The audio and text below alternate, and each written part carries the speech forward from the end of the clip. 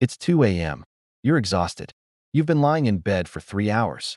Your body is tired, but your brain? Your brain is throwing a party. It's replaying that conversation from work, planning tomorrow's to-do list, worrying about something that might happen next month, remembering that embarrassing thing you said in 2015. And the more you try to sleep, the more awake you become. The more frustrated you get, the more your brain speeds up. You're trapped in what I call the sleep paradox, desperately needing rest while your brain refuses to let you have it. So what's actually happening up there? And why won't your brain just shut off when you need it to? Section 1. The survival brain. Here's what most people don't understand about sleep problems. Your brain isn't trying to torture you. It's trying to protect you. Let me explain. Deep in your brain, there's a part called the amygdala. Think of it as your personal security guard. Its job is to scan for threats and keep you safe. And here's the thing. This security guard doesn't understand the difference between you have a presentation tomorrow and there's a tiger in the room. To your amygdala, stress is stress. Danger is danger. And when it perceives danger, it does its job. It keeps you alert, vigilant, and awake. Because in the wild, falling asleep when there's a threat nearby would get you killed. So when you lie down at night and your brain starts racing, what's really happening is this. Your amygdala has detected something it considers a threat. Maybe it's work stress, relationship problems, financial worries, or just the general anxiety of modern life. And it's saying, absolutely not. We are not sleeping right now. It's not safe. Your conscious brain knows you're safe in your bed, but your survival brain hasn't gotten the memo. Section 2.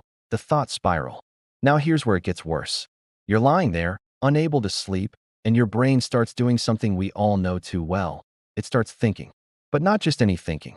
It's the 2 a.m. special kind of thinking. The kind where small problems become catastrophes. Where a minor work email becomes evidence that you're about to get fired. Where a slight ache in your body becomes a terminal illness. Why does this happen? Because when your brain is in threat mode, it's trying to problem solve its way to safety. It's scanning through everything, past, present, and future, looking for dangers to prepare for. It's doing a mental inventory.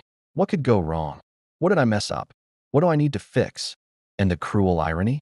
All of this thinking releases more stress hormones, which makes you more alert, which makes it harder to sleep, which gives you more time to think, which creates more stress. It's a vicious cycle. Have you been there? Lying in bed, watching the clock, knowing you need to sleep, but your brain is running a full-scale threat assessment meeting at 3 a.m.? Section 3. The cortisol problem. Let's talk about what's happening chemically in your brain when you can't sleep. Your body has this hormone called cortisol. During the day, cortisol levels are higher. It helps you feel alert and energized. At night, cortisol is supposed to drop, allowing melatonin, your sleep hormone, to rise. That's the natural rhythm that helps you sleep. But when you're stressed, anxious, or your nervous system is stuck in survival mode, your body keeps pumping out cortisol even at night. It's like your brain is constantly hitting the stay awake button. And here's the really frustrating part. The more you stress about not sleeping, the more cortisol you produce. Every time you look at the clock and think, oh no, I'm only going to get 4 hours of sleep now, you're triggering another cortisol release. You're literally keeping yourself awake by worrying about being awake. It's like your brain is running on emergency power mode 24/7 and the off switch is broken. Section 4. The bedtime procrastination. Now, some of you might have a different problem. You're exhausted, but when bedtime comes, you don't want to go to bed. You scroll through your phone, watch one more episode, do anything except actually lie down and try to sleep. This has a name, revenge bedtime procrastination. And it's your brain's way of trying to reclaim time for yourself. Think about it. You've been busy all day. Work, responsibilities, other people's needs. When do you get time for you? At night. So even though you're exhausted, your brain is like, wait, I haven't had any fun today. I haven't had any me time. I'm staying up. Your brain is literally sacrificing sleep to get back some sense of control and freedom. It sounds irrational, but it makes perfect sense when you understand what's driving it. Your brain is trying to meet a need, the need for autonomy, for pleasure, for time that's just yours.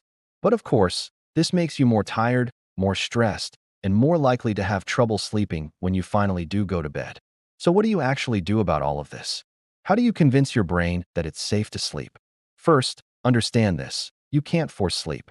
The harder you try, the more you activate your stress response. Sleep isn't something you do, it's something you allow to happen. What you need to do is send safety signals to your nervous system. Your brain needs to genuinely believe that you're safe before it will let you sleep.